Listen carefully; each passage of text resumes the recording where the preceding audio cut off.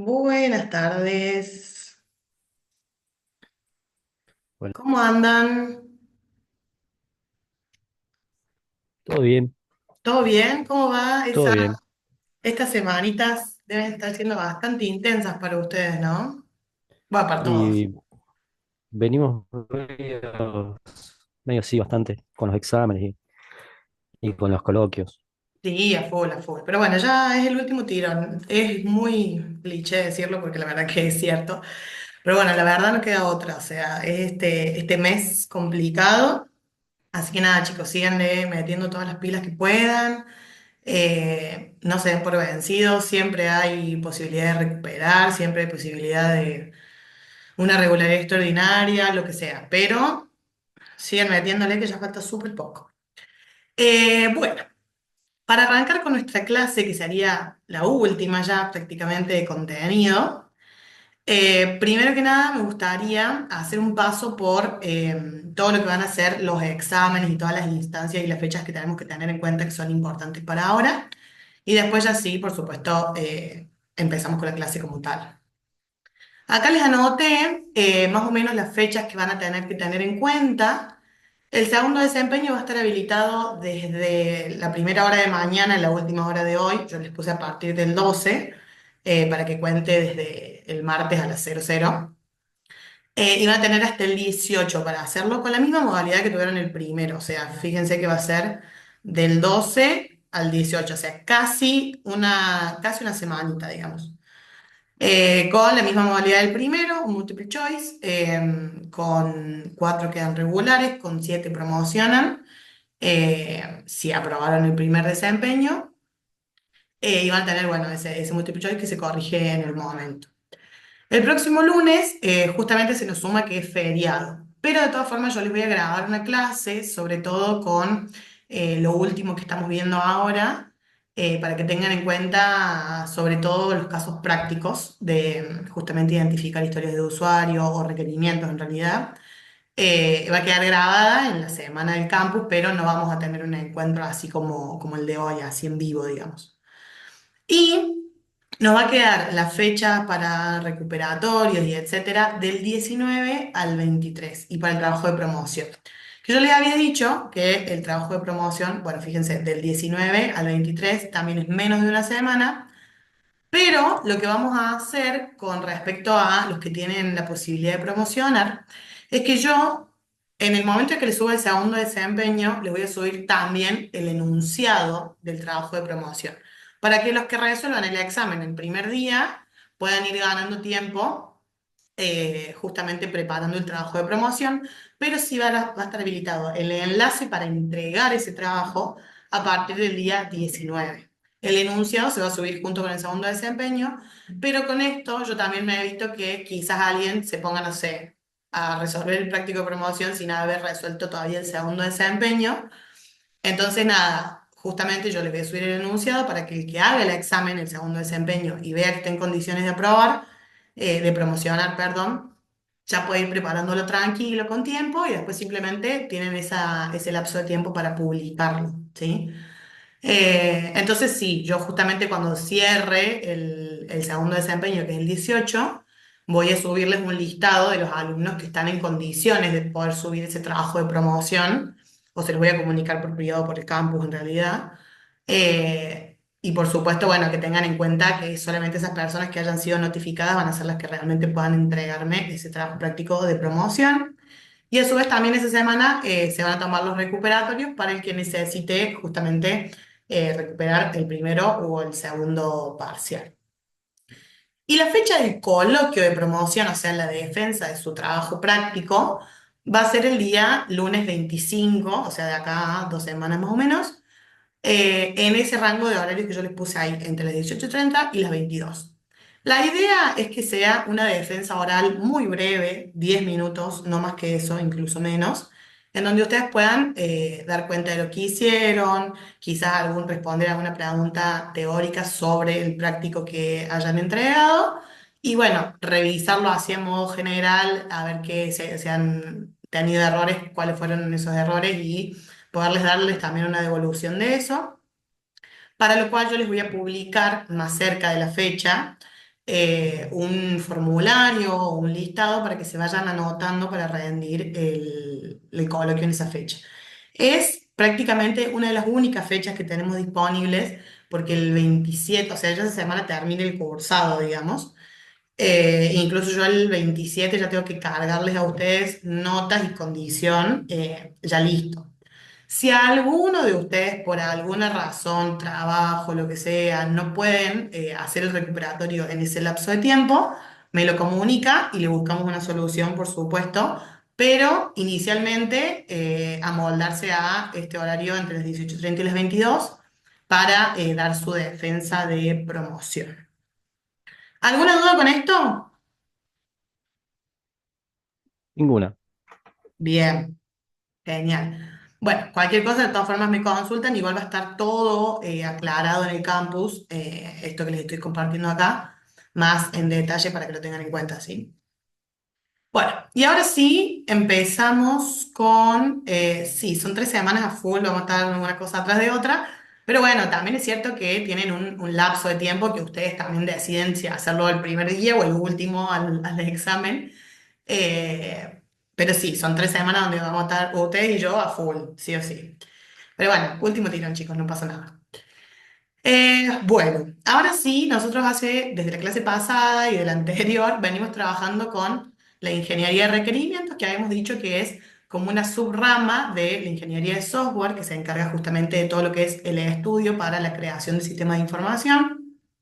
Particularmente habíamos hablado de la importancia que tenían los requerimientos como la base en la que se van a parar absolutamente todos los miembros del equipo en el que estemos trabajando, independientemente del área que sea, ¿sí? Principalmente quién va a trabajar con estos requerimientos y el equipo de desarrollo o los desarrolladores, los que se encarguen de implementar este sistema de información, porque justamente me va a definir el qué, o sea, qué tiene que hacer justamente el sistema que estamos desarrollando. Como es una tarea tan compleja y que tiene tantas aristas, justamente se ha creado esta ingeniería de requerimientos, que es un área específica dedicada al estudio de los requerimientos y en los que se establecen ciertos estándares para que salgan lo mejor que se pueda y evitar errores que pueden generar muchos gastos sin necesarios y que también mucho esfuerzo, digamos, que quedaría en vano, justamente porque son la base de del resto de las operaciones que van a ocurrir en nuestra empresa desarrolladora, si se quiere, a lo largo de todo el camino. Entonces, bueno, nosotros ya estuvimos estudiando las primeras 3 actividades que pasan, que son el estudio de factibilidad, que habíamos dicho que era justamente sentarse, ir a la organización o buscar alguna manera de contactarse y ver qué hay, qué tengo, con qué puedo trabajar a nivel económico, a nivel operativo y a nivel técnico, o sea, con qué cuento, ya sea en recursos personal, sí, o sea, recursos físicos, quizás la tecnología que tengo, o si las personas que trabajan en esa organización están capacitadas para eso, porque lo voy a tener que tener en cuenta y lo voy a tener que justamente incluir, casi siempre siempre en realidad, cuando se prepara un sistema de información, también viene con documentos incluidos, como por ejemplo el manual de usuario, que me indique cómo tengo que trabajar con ese sistema, pero por supuesto que tengo que tener en cuenta el nivel de capacitación que tiene la empresa con la que estoy trabajando. Eso era un poco el estudio de factibilidad. Después habíamos visto la obtención y el análisis de los requerimientos, o sea, que tenía que ver con de qué fuente voy a extraer esos requerimientos, de qué manera, qué técnica voy a utilizar. Y la clase anterior vimos también la especificación y documentación, es decir, una vez que yo tengo esos requerimientos iniciales, me voy a tener que sentar y empezar a detallar a qué me refiero con cada uno de esos requerimientos que extraje y también documentarlos, que por supuesto que hay un estándar que a veces se usa, a veces no, quizás lo vieron en la clase pasada, en el PDF de la clase. Pero bueno, importante saber que existe y que depende de la organización en la que estemos trabajando, va a ser si trabajan de esa manera o de otra, pero generalmente siempre va a estar la documentación, nada más que va a variar la manera en la que se muestre, digamos. Y por último, hoy nos vamos a centrar en la parte de la validación, justamente. ¿Qué es la validación? Justamente es esto, encontrar problemas en la definición y en la especificación de los requerimientos. O sea, una vez que yo pasé por las fases anteriores, que es obtenerlos, analizarlos y especificarlos, voy a tener que sentar y concienzudamente voy a tener que decir, bueno, esto tiene que cumplir con ciertos criterios, estos requerimientos tienen que cumplir con ciertos criterios para determinar que están realmente bien planteados, bien escritos, que cumplen con todas las características que tiene que tener un requerimiento. Y de ahí, por supuesto, entonces va a ser cuando yo dé la luz verde y diga, bueno, esto se lo podemos pasar a el área de desarrollo, por ejemplo, para que ya empiece a trabajar con estos requerimientos que ya están enunciados, que ya se obtuvieron, que ya se especificaron y que ya se validaron. O sea, que están en condiciones de pasar, por supuesto, al área de desarrollo. Fíjense que acá yo les puse esta flecha porque justamente la validación me implica determinar si la especificación es consistente con la definición. ¿Qué quiere decir eso? Cuando yo escribí los requerimientos y los especifiqué, me tengo que asegurar que justamente sean consistentes, o sea que tenga que ver lo que definí con lo que especifiqué, que realmente quede claro a qué me refería cuando dije que un requerimiento era, no sé, cargar una venta. Y cuando lo especifiqué me di cuenta, uy, pero cargar una venta, ¿a qué se refiere? ¿En qué contexto? Bueno, no, me falta un poco, entonces voy de vuelta y me comunico con el cliente y le digo, che, cargar una venta, ¿qué tengo que incluir? ¿A quién? Etcétera. Un ejemplo. Entonces, con la validación, yo me voy a asegurar justamente que esos requerimientos sean los que el cliente pidió o que realmente necesitaba. Porque se acuerdan que hablamos que hay muchas veces que el cliente empieza a decir, no, yo quiero esto, esto y esto, pero en realidad, viendo el diagnóstico que hicimos cuando fuimos en búsqueda de estos requerimientos, nos dimos cuenta que no tiene nada que ver con lo que el cliente pidió, que aparte necesita otras cosas que él, por supuesto, que no tiene por qué saberlas. Eh, entonces me tengo que asegurar que se cumpla todo esto que se pidió o que yo identifiqué que se necesitaba y justamente que el sistema satisface esas solicitudes. O sea que cuando pase eh, ya a la próxima etapa, el desarrollador simplemente va a tener que pasar esas ideas, por así decirlo muy a grandes rasgos, esos requerimientos, lo va a tener que simplemente implementar, o sea, preparar la interfaz visual, la lógica que hay por detrás para que el sistema haga lo que tiene que hacer, pero en base a los requerimientos que nosotros como analistas le estemos pasando, ¿sí?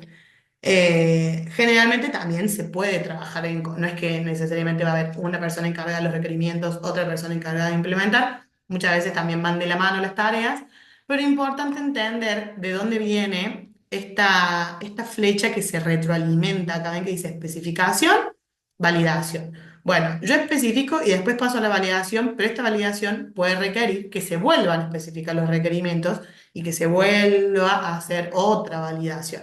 Entonces, por eso acá tiene una flecha que va y que vuelve, porque probablemente en la validación encuentre algunos errores que van a necesitar que yo especifique de nuevo, más concienzudamente, más detalladamente, a qué me estaba refiriendo, quizás simplemente cambiar el requerimiento por completo o agregarle algo o quitarlo, ¿sí? Cualquier cosa que yo identifique que haya que modificar, ¿sí? Bueno, dentro de la validación hay verificaciones que se pueden hacer cuando yo ya tengo los requerimientos, que son estas cinco como tipos que hay, en los que básicamente me tengo que fijar. Las verificaciones de validez van a ser todas las que yo me fije, che, me está faltando algo aparte de lo que estoy enunciando, ¿sí? Muchas veces pasa que quizás uno está tan sumergido en la organización que se dedicó a un área y necesito que venga alguien de afuera quizás a decirme, che, pero si vos necesitas eh, actualizar el pedido de proveedores, por ejemplo, en ningún lado hay un requerimiento que diga cargar lista de proveedores, por ejemplo. Y vos en el requerimiento me estás pidiendo que se seleccione de una lista los proveedores que hay o que se haga una búsqueda de proveedores.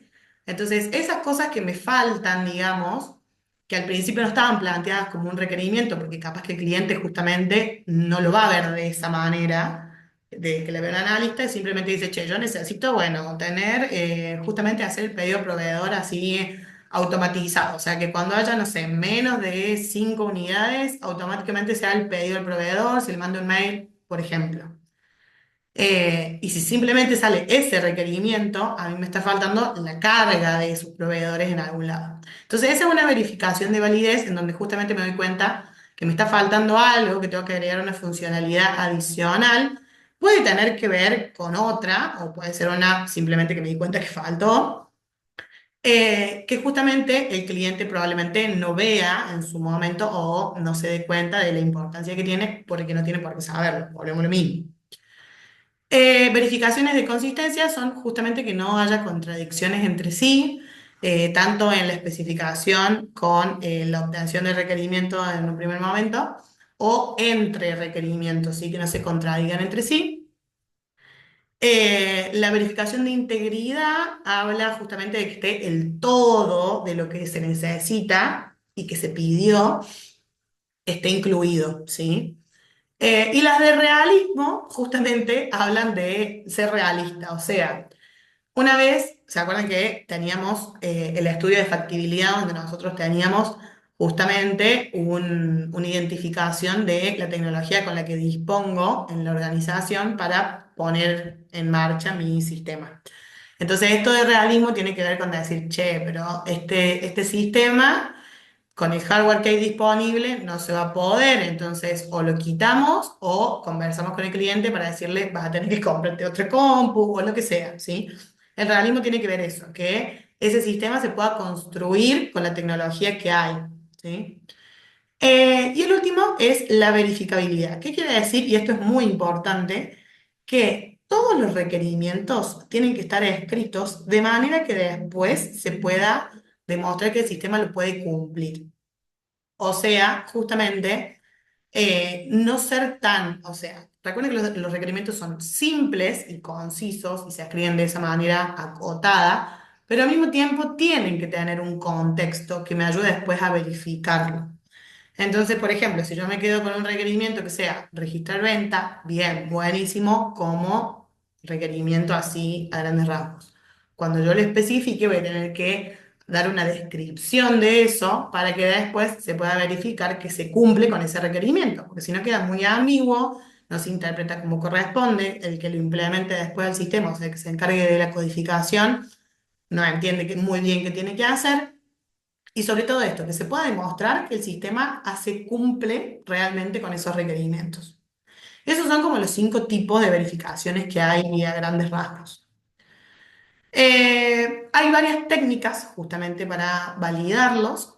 Una es la revisión de requerimientos, en el que justamente participa un equipo de revisores que se llama, que se va a sentar y a leer. O sea, es un trabajo muy manual en el que simplemente se va a sentar con la lista de requerimientos, con el ERS, por ejemplo, y va a empezar a revisar qué es lo que falta.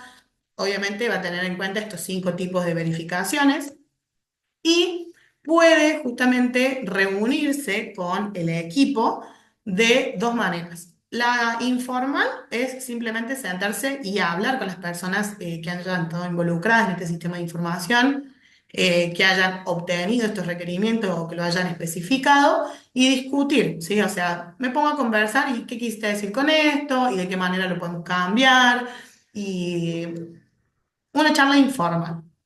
Y en una charla formal, ya sí se reúne con el cliente y el equipo de desarrollo va a ir guiando al cliente por esos requerimientos para validar que justamente satisfaga todas las necesidades que él tenía, ¿sí? Otra técnica es la construcción de prototipos, que es la más utilizada. Justamente yo voy a construir una versión inicial de ese sistema de información que también puede ser de 2 tipos. Los prototipos evolutivos es justamente yo armo una primera versión con lo indispensable que tiene que hacer el sistema. O sea, ahí cuando ustedes se sentaron y empezaron a hacer los primeros análisis, plantearon el objetivo de la organización, cuando vean que eso les satisface, esos son los esenciales, ¿sí? Los que hacen a la actividad principal de la organización. Entonces, el primer prototipo se va a construir con la implementación de esos requerimientos, o sea, de la parte esencial que haga la empresa. Y a medida que va pasando el tiempo, ese mismo prototipo se va refinando y se les van agregando los otros requerimientos que hay y se va convirtiendo y modificándose para que finalmente se transforme en el sistema. Ese es el que más se usa, o sea, el prototipo evolutivo es el que, con el que más se trabaja en la diaria, en la práctica. Pero también está el desechable que sirve para, capaz que, requerimientos muy puntuales que necesiten validarse, en donde yo simplemente voy a armar un prototipo de un requerimiento, un grupo de requerimientos, solamente para evaluarlo, o sea, para evaluar cómo cumple, digamos, con las expectativas del sistema. Y en base a esa evaluación, una vez que ya terminé de evaluar y decir, ah, bueno, encontré un error acá, entonces voy a modificar la especificación o la voy a ampliar de la forma que sea, listo, chau, se desecha y no se trabaja más con ese prototipo. Y la última técnica es la generación de casos de prueba, que son justamente validar con estas técnicas o con otras de qué manera este requerimiento funciona. Hay toda una materia en la que ustedes van a estudiar caso de prueba, que es Sistema de Información 4, pero a grandes rasgos tienen que entender que para qué me sirve validar los requerimientos, porque justamente si me pongo a hacer los casos de prueba de ese requerimiento y me doy cuenta que es muy extenso o muy complicada la manera para probarlo, simplemente tengo que ir por un camino más fácil, quizás desglosarlos a los requerimientos en requerimientos más chicos o ver de qué manera modificarlos para que no sea tan complicado a la hora de implementarlo. ¿Sí?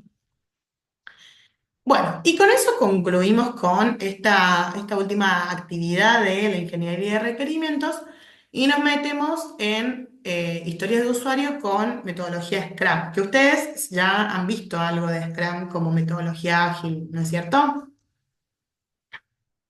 Sí, algo vimos la vez pasada. Sí. Bien, perfecto.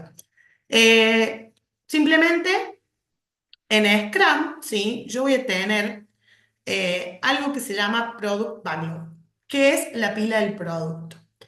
Justamente en Scrum, lo que nosotros conocemos como requerimientos se va a empezar a desglosar. Cuando hablamos de requerimientos globales, que hablamos que justamente engloban una funcionalidad, se va a pasar a llamar épica. Cuando hablemos de un requerimiento detallado dentro de los funcionales, eso se va a pasar a llamar historia de usuario, que tiene una forma específica que ya la vamos a ver. Y todas esas historias de usuario que están vistas desde el lado del cliente se organizan en algo que se llama Product Backlog o pila del producto, ¿sí? Que es simplemente un listado con todos los requerimientos que hay que hacer para lograr implementar ese sistema de información. Entonces, van a ser justamente requerimientos funcionales y no funcionales que debe cumplir el producto entregado, o sea, en los que yo me voy a basar y en los que voy a trabajar a medida que vaya construyendo el sistema. El encargado de mantenerlo es el Product Owner, que es justamente este rol de esta persona que siempre va a velar por los intereses del cliente. Entonces va a ser el que priorice los requerimientos, o sea, el que diga esto se hace primero, esto se hace después, esto es muy importante, esto todavía no es tan importante. Y el que va a mantener este Product Backlog ordenado y priorizado, ¿sí? El que se encarga, o sea, Product Backlog, Product Owner juntos, o sea, es el encargado justamente de mantenerlo, de ordenarlo y de ir actualizándolo a medida que el equipo vaya avanzando. Y esto que les decía recién, que los requisitos van a estar organizados por historias de usuario, épicas o temas que son simplemente, es como una organización más global que las épicas, o sea, todo lo que sea como una misma gestión, por así decirlo, va a ser un tema. Nosotros ahora en esta materia nos vamos a enfocar únicamente en las historias de usuario, ¿sí? Pero para que sepan que existen, por supuesto. Entonces, justamente una historia de usuario va a ser una funcionalidad, un requerimiento, como vimos nosotros, pero que va a estar narrada desde la perspectiva de la persona que necesita esa funcionalidad. Generalmente, un miembro de la organización o un miembro que participa con la organización como un cliente. súper importante que se aprendan esta estructura que está marcada acá, que es la manera en la que se escriben las historias de usuario. Es como un rol, o sea, como encargado del área de compras, necesito cargar una lista de proveedores para y con qué objetivo, o sea, ¿para qué necesito esa funcionalidad? ¿De qué manera va a mejorar la eficacia con la que hago mi trabajo? ¿O para qué la quiero, básicamente? Entonces eso también me ayuda a ver que quizás si estuvo medio difuso el requerimiento, con el objetivo voy a terminar de entender para qué se busca hacer eso, ¿sí? Entonces, como un rol, y acá es importante que pongan un rol específico, ¿sí? Eh, Como cliente, bueno, sí, puede ser porque se entiende que es una persona que va a usar nuestro sistema para acceder a cierta información o interactuar con la organización por medio de nuestro sistema. Ahora, como usuario, jamás, porque usuarios van a ser todos, ¿sí? Todos los que interactúen con ese sistema van a ser usuarios. Entonces, importante que el rol sea lo más concreto posible. Generalmente, ustedes ya lo van a extraer del organigrama de la organización, a los roles, a los diferentes roles que hay, o justamente si es el cliente, un cliente el que esté usando ese sistema, voy a poner como cliente registrado o como cliente lo que sea. Esta estructura se la tienen que tatuar básicamente, porque la van a usar acá, la van a usar en Sistema de Información 2, la van a empezar a usar en PP, la van a empezar, o sea, esto súper indispensable entender la estructura y aplicarla, por supuesto.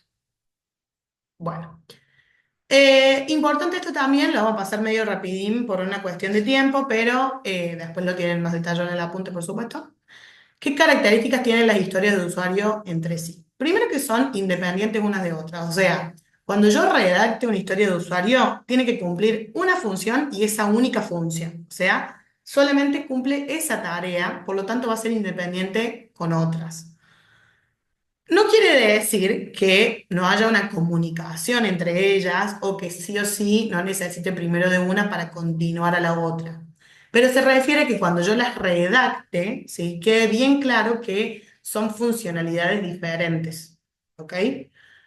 Pero, como les decía también, por supuesto, la que hablábamos, la que venimos trabajando de el proveedor, que yo necesito, no sé, generar un pedido de proveedores, por supuesto que va a depender de otra historia de usuario que sea como encargado del área de compras, necesito cargar una lista de los proveedores para poder acceder a ella cuando necesite realizar un pedido, lo que sea.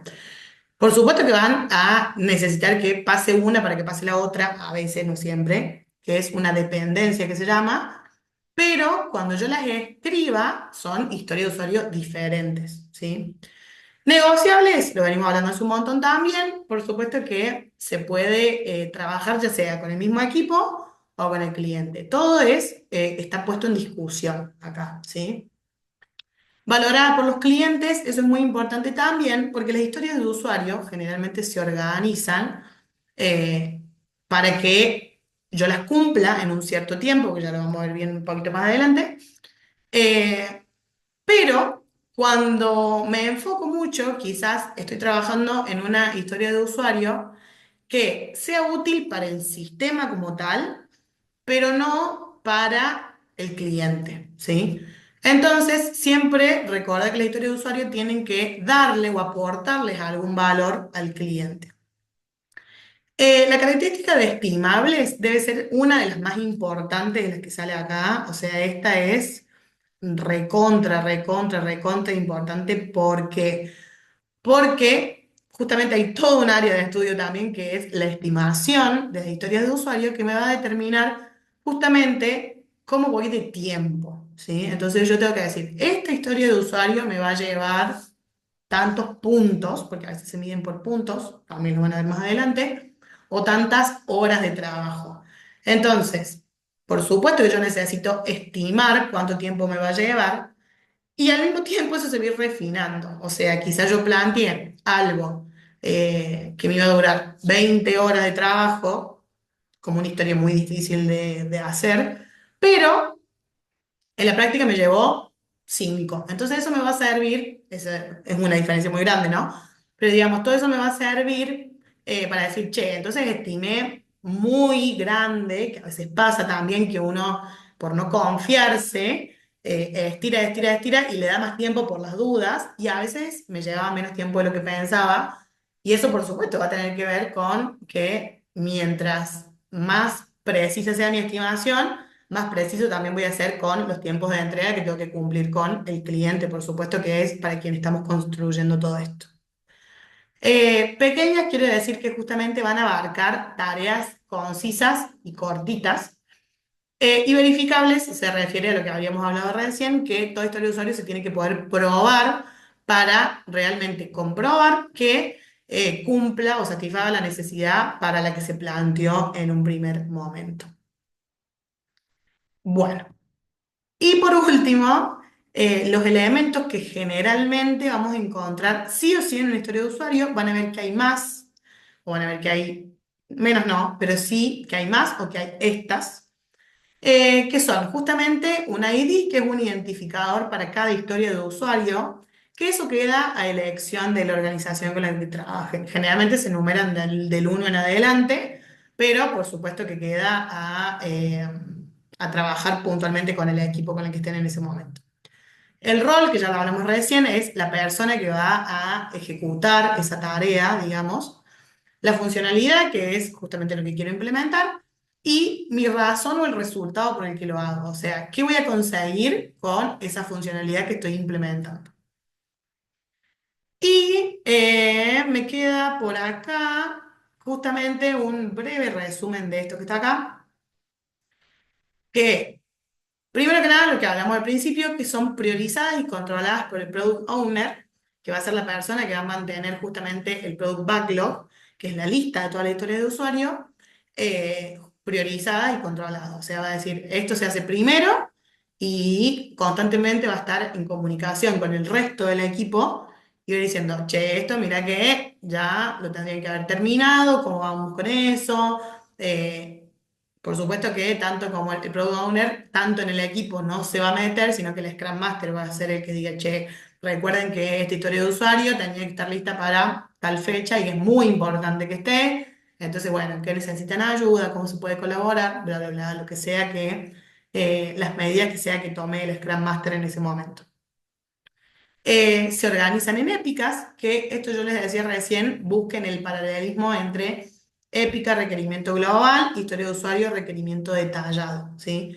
Una épica va a ser una gestión completa y dentro de esas épicas voy a tener varias historias de usuario que hagan tareas específicas para lograr alcanzar ese objetivo mayor, por así decirlo. Y las historias de usuarios se organizan o se van a ir realizando o implementando en una sprint. ¿Qué es una sprint? Es una iteración de entre 2 y 4 semanas en las que sí o sí, cuando finalice ese tiempo, yo voy a tener que hacer o dar un entregable. ¿Qué quiere decir? Que tengo que mostrar un sistema funcionando en base a esa historia de usuario que entraron en esa sprint. Entonces, del Product Backlog, que es todo el listado de historia de usuario total, o sea, todo lo que tengo que hacer, se van a seleccionar algunas que se van a abordar en una sprint, o sea, en esta iteración de 2 a 4 semanas. ¿Por qué se le dice iteración? Porque justamente hay varios sprints en toda la duración de un proyecto y a medida que van avanzando, ¿sí? Voy sumándole valor a ese entregable. O sea, sí o sí, cuando finalice ese sprint, yo ya tengo que tener implementadas, o sea, codificadas y ya funcionando, las historias de usuarios que se seleccionaron para trabajar en ese sprint, ¿sí? Entonces, generalmente, la manera en la que se trabaja es que se hace un sprint planning, que es una reunión en donde el product owner va a presentar las historias de usuario que hay y entre todo el equipo, con varias técnicas que hay para trabajar con esto, van a priorizar y estimarlas a las historias de usuario. O sea, van a decir, bueno, creación de login o como cliente necesito loguearme en el sistema para poder acceder a mis servicios. Eso sería una historia de usuario. El Product Owner va, muestra esa historia de usuario y dice, bueno, La verdad que esta es una tarea que lleva poco tiempo, porque hacer un login no lleva mucho tiempo de implementación. Y la verdad que suma mucho, da mucho valor para el cliente que ya tenga un sistema con un login, ¿sí? Entonces, bueno, esta historia la vamos a incluir en este primer sprint. ¿Cuánto tiempo? Entonces ahí, entre todos los miembros del equipo, dicen, bueno, esto nos va a llevar 3 puntos de historia, 2 puntos de historia, 1 punto de historia, que generalmente hay una concordancia entre estos puntos de historia y horas de trabajo. Y así van a ir trabajando con las historias de usuario hasta que se digan, bueno, che, hasta acá, con esta historia de usuario, estamos por este sprint. Entonces así se seleccionan, se empieza a trabajar el equipo de desarrollo, empieza a trabajar en la implementación de esas historias y al finalizar el sprint se hace una reunión con el cliente donde se le muestra cómo quedó ese entregable, justamente ese sistema, esa porción del sistema ya funcionando y de ahí se sigue trabajando, por supuesto que se va refinando, ¿sí? Bueno, chichis, dudas, consultas hasta acá. No, no, ninguna. Bien. Yo acá les traje para que vean un ejemplo de una plantilla, de una historia de usuario que también la van a trabajar mucho. Eh, Algo así les va a tocar hacer ustedes cuando empiecen con su trabajo con su proyecto final, con su proyecto de práctica profesionalizante en el que ustedes, una vez que ya hagan el diagnóstico, identifiquen los requerimientos, los refinen, los especifiquen, lo que sea, los van a tener que armar en una especie de plantilla como esta, en donde fíjense que figuran las cosas que hablábamos recién, ¿no? El número o el ID, ¿sí? Que generalmente se ordena desde el primero en adelante. Este es un título que a veces puede estar o a veces no, simplemente después está la descripción, donde me da en una frase cortita, ¿qué es esto? ¿Qué es esta historia de usuario? Bueno, consultar turno, eso es lo que hace. Esta es una estimación, fíjense que acá tiene un 1 porque les había dicho que justamente se trabaja con puntos de historia, donde uno es lo más bajo, o sea, esto es muy sencillo de hacer, por así decirlo, y entre todo el equipo se charla y justamente hay un consenso entre qué significa uno, qué significa dos, qué significa tres, qué significa cuatro para estimar. Acá tenemos el rol, que acá está definido como usuario, o sea, la persona que va a ser la encargada de trabajar con esto. Y se les agrega aparte también muchas veces la prioridad. Entonces, si acá está marcada alta, quiere decir que yo voy a tener que empezar prácticamente por acá, al inicio de mi sprint. ¿Y qué riesgo tiene para el sistema o para la organización la implementación de esta historia de usuario? Y acá se agrega la descripción con la plantilla que yo les di recién, que yo les mostré recién. Fíjense que sale. ¿Cómo? Y el rol, encargado de trabajo. Necesito, quiero, puede salir también. ¿Qué necesito? Bueno, consultar turnos. ¿Para qué? Bueno, para priorizar su necesidad y saber los trabajos que hay que realizar en dicho momento. Este era de un lubricentro, donde justamente se necesitaba tener un listado de los turnos que había registrado en ese momento para que no se superpongan o para que el taller que estaba lejos de la oficina no tenga que justamente ir el encargado del taller y decir, che, ¿hay turnos para ahora? No, sí, tenés tres. Ah, bueno, listo, chao.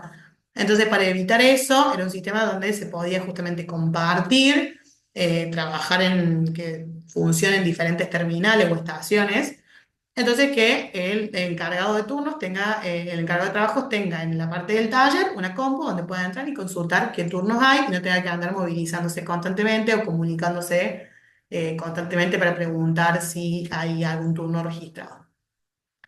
Y adicionalmente se le agrega un prototipo de pantalla que se trabaja con, puede ser algo así, o simplemente no tiene que estar ya hecho en un lenguaje de programación ni nada. Lo podrían hacer incluso en un Paint si quieren.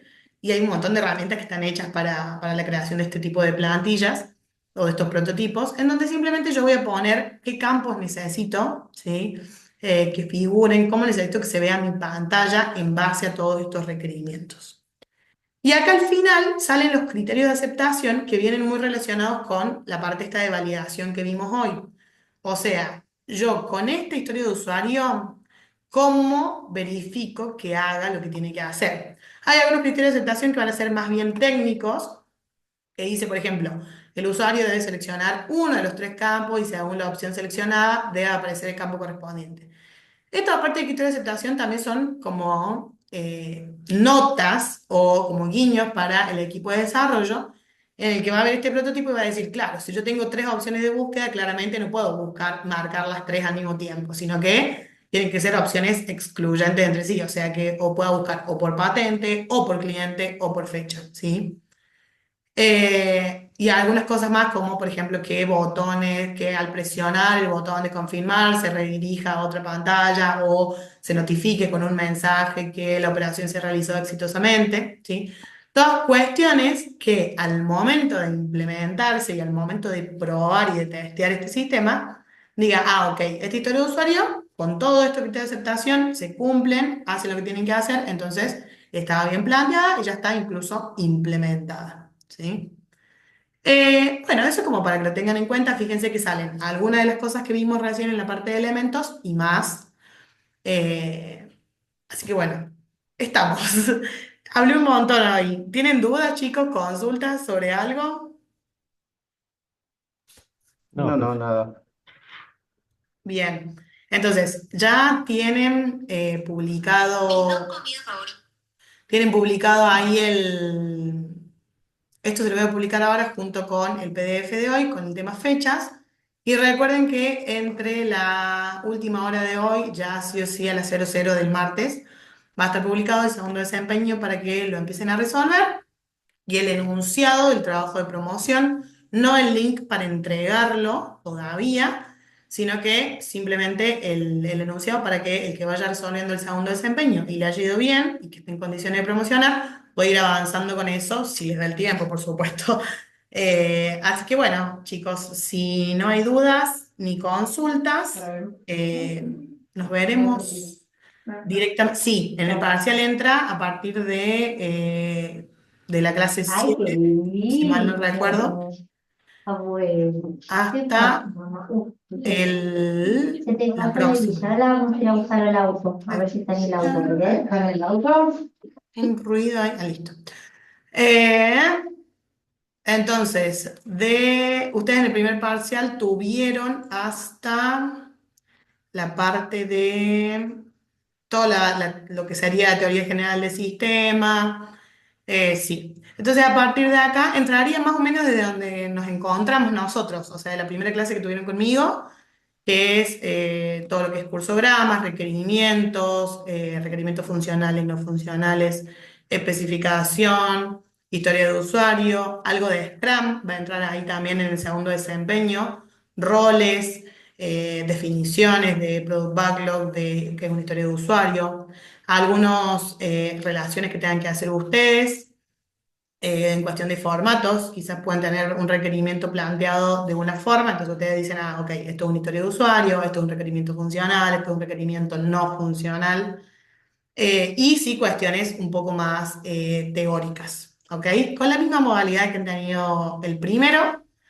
Si queda alguna duda o lo que sea, nos contactamos por el campus o por mail y cualquier cosa que necesiten, me avisan para la clase que viene. Les voy a dejar grabado y publicado justamente una clase que va a tener que ver más con un desempeño práctico para que les sirva también de ayuda a los que puedan promocionar y al resto para que lo puedan ver desde otra perspectiva también, más allá de la promoción o la no promoción.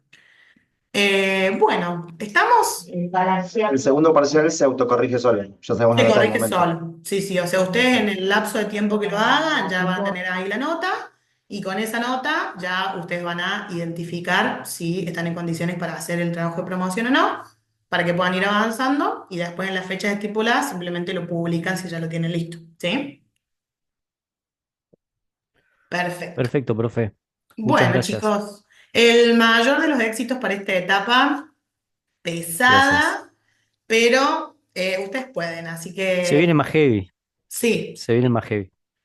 Sí, pero bueno, éxitos. La idea es facilitarles a ustedes el camino, no ponerle más Gracias. piedras, así que cualquier cosa que necesiten me avisan y todo es charlable, por supuesto. Mientras esté dentro de mis posibilidades, les doy una mano con lo que se pueda, ¿sí?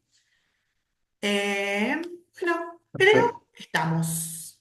Nos vemos, chicos. Muchos Nos vemos. éxitos. Chau. perfecto, Estamos en Gracias. gracias. contacto. Adiós. Hasta luego, chau, chau. Chau, chau.